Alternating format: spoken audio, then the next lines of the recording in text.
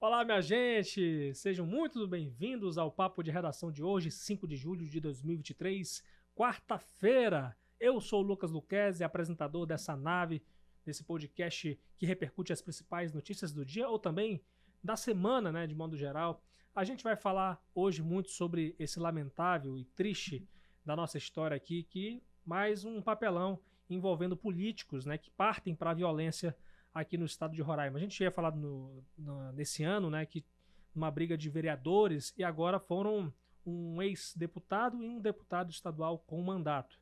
E eu quero que você participe conosco, enviando o seu comentário, o que você acha dessa história, o que você quiser comentar aí, o nosso zap, o 999715300 e também no canal da Folha no YouTube, aí na seção de comentários do canal da Folha no YouTube. Minha gente, participe conosco, siga as nossas redes sociais, no Instagram, no Facebook e no Twitter, @FolhaBV também.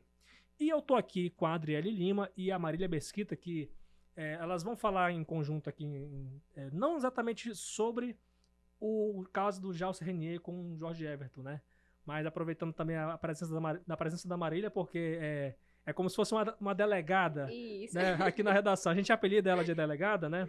Eu chamei ela para conversar basicamente, mas vamos aprofundar sobre o caso do Daniel Nascimento também, que já a gente vai falar sobre isso, que ela vai falar muito sobre essas notícias, últimas notícias que foram faladas, né, aqui no site da folhabv.com.br. Mas vamos começar sobre a polêmica do Jalce com o Jorge Everton, né? Adriele, seja bem-vindo ao Papo de Redação. Obrigada. Fala pra gente aí, pessoal, eu acho que boa parte da população roraimense acompanhou, mas contextualiza pra gente. Então, no finalzinho, assim, no início, na verdade, da noite de ontem, ali por volta das 7 horas da noite, quase 8 já, na verdade, o Jalcer, o ex-deputado estadual e ex-presidente da Assembleia Legislativa, ele se envolveu numa confusão com o atual deputado estadual Jorge Everton, numa pizzaria, sobre ainda o caso da cassação do Jalcer Renier, né? Acontece que os dois teriam se encontrado nessa pizzaria por coincidência, e um acabou desferindo palavras, né? Ofendendo um ao outro, e aí essa confusão foi aquecendo e um teria arremessado cadeira no outro. Sim. E depois disso, as imagens que a gente tem também é do Jalcer já saindo no carro dele e falando que onde ele encontrasse o Jorge Everton, incluindo o soldado Sampaio, né? Ele também arrumaria confusão da mesma forma. E aí esses vídeos dessa confusão toda nessa pizzaria circularam, alcançaram todas as mídias sociais daqui de Roraima, inclusive a nossa. E aí a gente fez a matéria acompanhando esse caso e, inclusive, pedindo informações sobre o que teria acontecido tanto para o Jalcer quanto para a assessoria do Jorge Everton, né? E o Jalcer, no mesmo instante, enviou um áudio pra gente, pra nossa reportagem. Inclusive, ele citou isso na live dele, né? Isso, ele afirmou, né? Ele falou lá que a gente acompanhou, conversou com ele. E ele mandou a seguinte aspa. Eu estava na pizzaria sentado e ele, Jorge, veio me afrontando com os olhos e eu afrontei ele também. Eu peguei uma cadeira e joguei nele e ele veio e jogou outra cadeira em cima de mim e nós começamos a confusão. Não retiro absolutamente nada do que fiz contra ele, e todas as vezes que e em qualquer lugar, seja público que for, vai acontecer o mesmo incidente. Todos os lugares, ele e o soldado Sampaio, acontecerão a mesma confusão. Eu não aceito, até a consequência e os atos que foram praticados contra mim e a minha família, eu não aceito até hoje. Isso, no caso, referindo à cassação que aconteceu no ano passado, né, em fevereiro do ano passado. Pois é, só para deixar bem... Para contextualizar também essa questão, que eu acompanhei na época, né, o processo de cassação do então deputado Jalcer Renier, né, ele foi aí, então... tudo isso resultado do processo que corre na justiça também, foi protocolado um pedido de cassação do então deputado estadual Jalcer Renier por conta de omissão, por conta de ameaça a autoridades e por conta de suposta obstrução de justiça, no caso do jornalista Romano dos Anjos, que, para você que não lembra, foi sequestrado e torturado, né? E no processo, o Jalcer Renier é acusado de ser o mandante desse crime que ocorreu em outubro de 2020, ainda está rolando aí tem muita coisa para rolar. Inclusive o Jalce até cobra, né, uma solução Sim. definitiva para esse crime, Isso. né? É como ele encerra, na verdade, a fala dele. Ele cita, né? Eu fico no aguardo, rogando à justiça que paute rapidamente e encerre esse assunto do caso Romano dos Anjos. Pois é, o Jorge F também ele se manifestou, né, em Sim, relação sim. a esse caso, né, envolvido aí com uma rixa. Na verdade, eles eram inclusive aliados, né? Tudo mudou quando teve, né, esse processo de cassação. O Jorge Everton ele foi designado relator do Isso. processo de cassação. E aí, desde então, eles vêm trocando acusações, trocando ofensas, trocando, cara, um apelão, né? Até porque a gente espera dos nossos representantes uma conduta aprovável, né? Uma conduta exemplar. Sim. Mas fala pra gente da versão do Jorge Everton sobre essa violência. O Jorge, ele emitiu uma nota, né, e apontou todos os casos onde o Jalcer estaria envolvido, também da agressão, desvio de dinheiro público, agressão à ex-prefeita Tereza, a invasão à Procuradoria-Geral, por ameaçar e intimidar a doutora Janaína Carneiro, na época a procuradora. Sim. Também que é réu no caso Romano, acusado de praticar o sequestro qualificado, tortura qualificada, constituição de milícia privada, dano qualificado, roubo majorado. Enfim, ele citou vários casos, crimes onde o Jalcer estaria sendo acusado. E também falou que ele não aceita o que teria acontecido, porque também desferiu palavras ofensivas às famílias um do outro, né? Então ele também não aceita o fato do Jalcer ter ofendido a família dele. E disse que todo o ocorrido de ontem também vai parar na justiça e será mais um caso registrado. Pois é, a gente vai acompanhar, inclusive, né? Pelo que eu soube aí, vai estar registrado boletins de ocorrência de ambas as partes, né? Em relação a esse caso. E eu tô aqui com a Marília Mesquita, que foi mera espectadora. Deixa eu ouvir um pouco ela. Marília, assim, evidentemente que é uma conduta muito réproba, né, desses nossos representantes que deveriam dar exemplo para a nossa sociedade, né? Inclusive, eu particularmente repudio veementemente mais um caso desse. No início do ano, a gente noticiou sobre aquela confusão que teve entre os vereadores de Boa Vista, né? Então não podia ser diferente. A gente repudiar isso aí, né? Acho que violência gera mais violência. Mas como espectadora, como é que você viu esse caso aí? Te chamou a atenção? O que chamou a atenção sua nesse caso? Exatamente, Lucas. Mais uma vez aí a política roraimense sendo palco, né? Fazendo um papelão, passando vergonha. Um ex-deputado estadual que foi presidente da Assembleia aí por 4 mandatos, se eu não me engano, e um deputado estadual e causando aí uma coisa ridícula, é uma cena ridícula. O que acontece? Eles foram lá para essa pizzaria, a pizzaria não tem nada a ver com a rixa de ninguém, quebraram cadeira, e aí eles vão ressarcir o proprietário lá? Não, fica isso também. Inclusive o Jorge Everton, né, e aí a gente ainda não teve acesso às câmeras de segurança, né, os vídeos, né, mas o Jorge Everton falou, inclusive, que colocou em risco a família dele. Não só dele, mas também de todas as pessoas que estavam nessa pizzaria. Porque você vai, vou levar minha família ali para comer uma pizza ou para comemorar alguma coisa, e aí tem que passar por essa situação. E aí eles fizeram todo esse papel lá na pizzaria. O Jalcer, ele foi para as redes sociais dele, fez uma live, onde teve aí quase 2.000 pessoas assistindo, cerca de 1.900 pessoas assistindo. E aí, nessa live, ele continuou desferindo aí palavras de baixo calão contra o deputado Jorge Everton, o soldado Sampaio, falou também do caso do Romano dos Anjos, enfim. Então, ele foi lá para o Instagram dele falar tudo isso, e também circulou aí imagens dele indo para a delegacia registrar um boletim de ocorrência contra o Jorge Everton, e o Jorge Everton também registrou um boletim contra o Jalcer.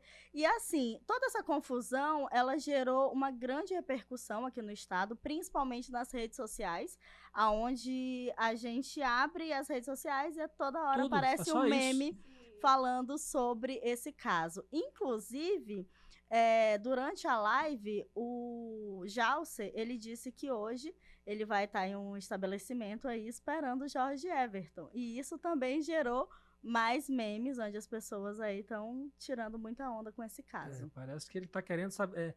Parece até que a gente vive uma era de faroeste, né, gente? Pelo amor de Deus, sabe? Sim. Você marcar uma rixa, né? Marcar um tiro aí, que é isso, gente?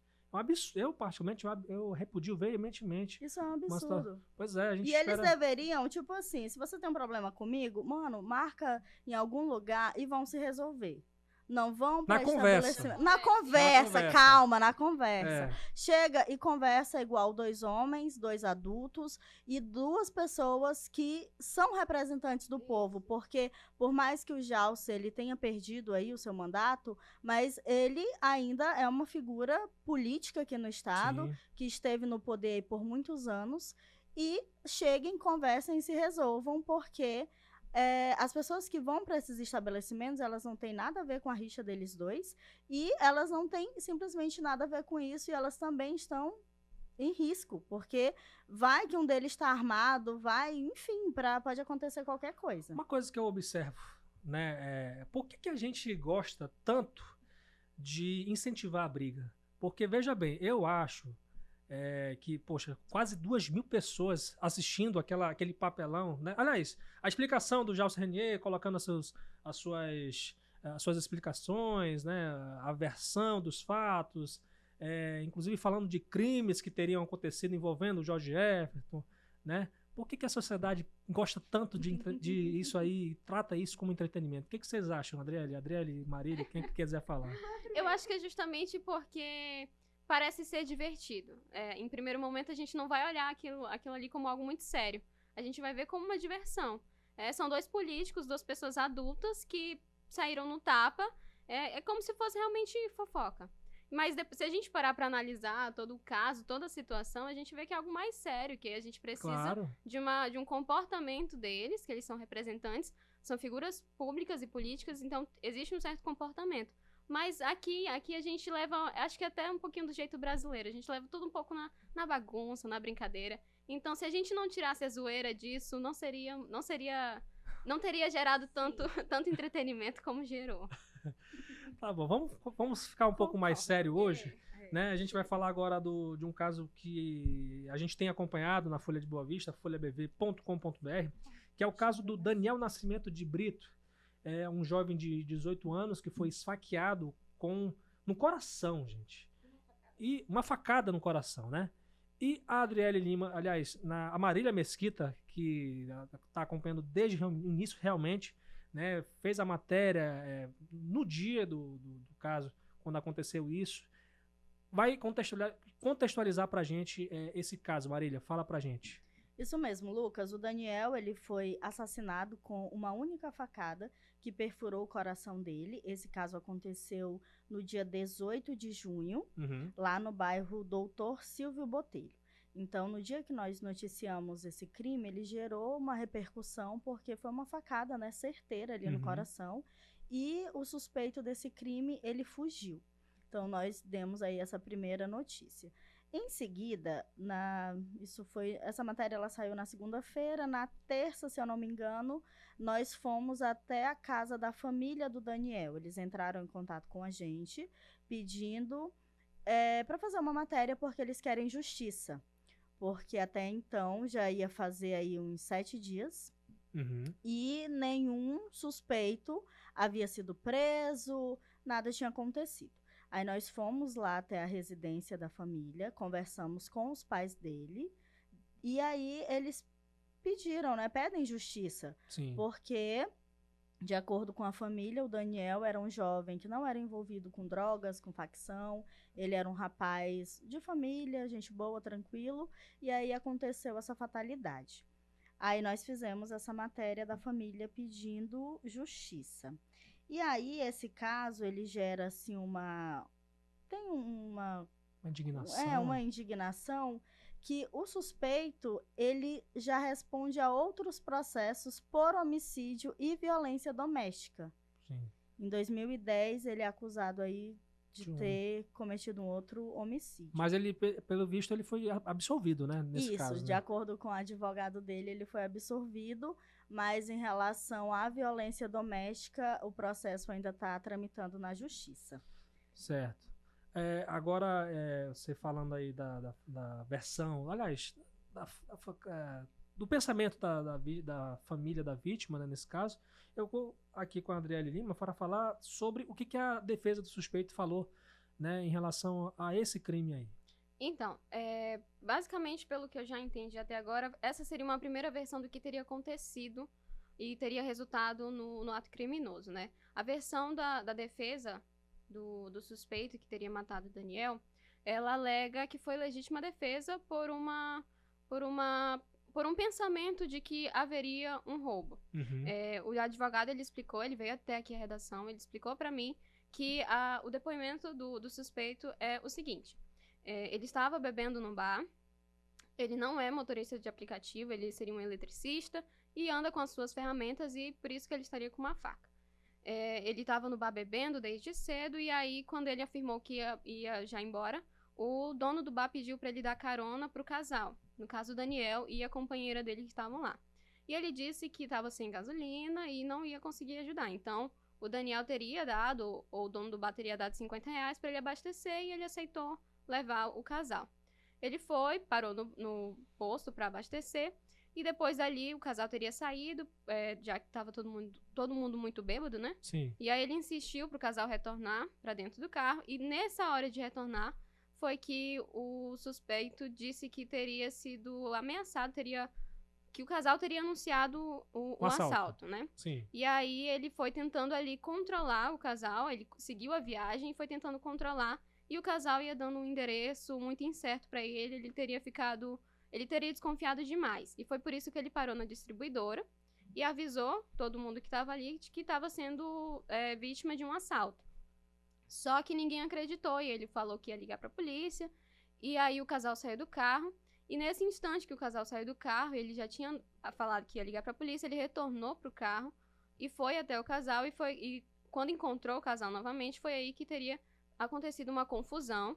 Ele falou que ia ligar pra polícia, não era pra eles irem embora. Uhum. E nesse aquecer ali da confusão, do conflito, ele teria desferido a faca, que acertou em algum órgão vital. Ele disse que não saberia qual foi o local, mas acertou um órgão vital e levou à morte de Daniel. Sim. Ele disse que não conhecia o Daniel, conheceu ali naquele momento do bar. Disse que a defesa, né, alegou que que o suspeito é um homem trabalhador, eletricista. Esse caso até de 2010, que corre na justiça desde 2010, ele foi absolvido em 2019. Sim. E esse de violência, ele segue em segredo de justiça, então não pude comentar muito. Mas essa é a versão, foi legítima defesa, porque ele suspeitou de que seria um assalto. Certo. A Polícia Civil também, ela se manifestou, né? Que a gente Sim. provocou, né, uma resposta da Polícia Civil. O que a polícia falou sobre... A Polícia Civil informou que o caso segue em andamento e que até então o crime ocorreu por um motivo fútil. Aconteceu uma confusão ali e na briga mesmo um acertou o outro, né? Mas sem muitos detalhes, apenas isso, e dizendo que a justiça caminha e tá averiguando todos os lados. Sim, né? sim, a investigação tá seguindo então, né? Pois é, a Marília falou aqui da versão da família, né? E também eu vi que a família ela fez um protesto, né, em frente à justiça, né, para poder cobrar exatamente justiça, né, Marília? Exatamente. Após 16 dias aí do crime, hoje completam 17 dias. Sim. O suspeito, ele não foi preso. Sim. Então, de acordo com a nota da Polícia Civil, o rapaz ele não foi preso porque ele não foi preso em flagrante. Tipo, ele mesmo foi lá na delegacia, se apresentou como sendo o rapaz envolvido nesse crime. Uhum. Porém, né, a nossa lei, ela tem aí tem que ser seguida. Ele foi liberado por não estar em flagrante. E aí a família dele foi lá para frente do Fórum Criminal, ali no bairro Caranã, e realizou aí esse protesto, levaram faixas, foram com uma camisa com a foto do Daniel, e aí a família pede que justiça seja feita. E aí, para que esse rapaz ele seja preso, a justiça tem que emitir um mandado de prisão para que a justiça possa ser feita e ele seja preso, tenha a sua pena, tudo certinho. E uma situação que deixa essa história ainda mais triste é porque esse caso ele aconteceu próximo à casa do Daniel. Ele foi assassinado no bairro Doutor Silvio Botelho e ele mora no Jardim Tropical. Sim. Então, ali é muito próximo. Nós estivemos ali, no dia que eu fui lá conversar com a família dele, nós fomos ali, fizemos mais ou menos o trajeto onde ele teria andado com o carro, aonde teria acontecido o crime, e é muito próximo da casa dele.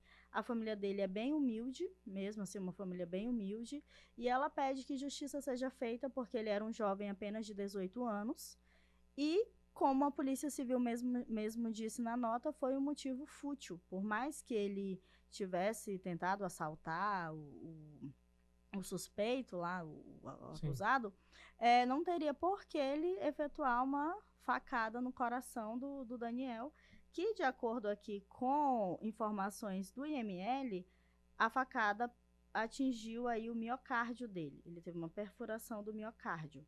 Então, ele já caiu morto. Sim. Ele não teve como ser socorrido, porque a facada ela foi certeira, e ele morreu na hora mesmo, e após o suspeito efetuar essa facada, ele fugiu.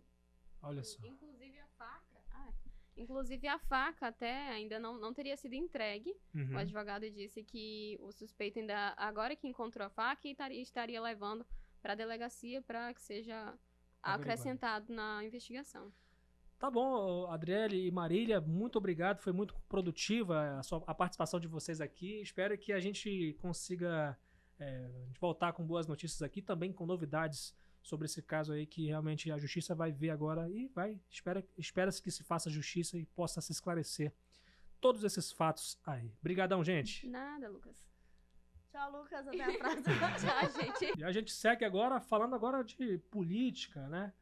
Na verdade, é uma notícia que trata de servidores públicos, né? Também de oportunidades, né? Porque, veja bem, os vereadores de Boa Vista apresentaram 35 emendas à Lei de Diretrizes Orçamentárias, que é a LDO de 2024, que está prevista para votar aí pelo menos até semana que vem, né? Pelo menos a apuração que a gente tem até então. O texto, vale ressaltar, como a gente estava falando ontem de LDO, né, que a Assembleia Legislativa aprovou a LDO, que é a lei que fala de regras para elaborar a lei orçamentária anual, onde os políticos, os parlamentares, eles vão colocar ações, né, para realizar no ano que vem, onde o poder público vai realizar. No município é a mesma coisa, né, não muda não isso. O texto propõe regras para a elaboração e execução da próxima LOA, que é a Lei Orçamentária Anual, e revela também as metas fiscais para o ano que vem. O prazo para sugerir modificações no projeto, a Comissão de Orçamento da Câmara, terminou ontem. O vereador Ítalo Otávio apresentou 13 emendas, a mesa diretora da Casa apresentou 10, o vereador Dr. Hilderson, 8 emendas, o vereador Adjalma Gonçalves, 2 emendas, o vereador Nilson Bispo, 2 emendas, e eu falei com o presidente da Câmara, né, que prometeu marcar a votação em plenário dessa peça orçamentária assim que checar o que tem para votar e limpar a pauta do parlamento antes do recesso parlamentar. Há emendas, por exemplo, para permitir a realização de um concurso público da Superintendência Municipal de Trânsito, o SMTRAN, e a política de inclusão de alunos na rede municipal. Então fiquem atentos aí em relação a esses assuntos. Tem também emendas para garantir a continuidade de ações de capacitação de servidores, a autorização para a Prefeitura enviar projeto de reajuste salarial de categorias, construção de um hospital municipal que beneficie principalmente a população da Zona Oeste de Boa Vista, ambulância para o Hospital da Criança Santo Antônio atender pacientes indígenas, além de bolsas remuneradas a adolescentes e crianças de baixa renda matriculadas em institutos e escolas de música aqui da cidade de Boa Vista. Então fiquem atentos aí, a Folha evidentemente que vai acompanhar o transcorrer da discussão dessas emendas. Vamos ver se todas vão ser aprovadas, né? Evidentemente que vai haver muita discussão em relação a isso na Câmara Municipal de Boa Vista.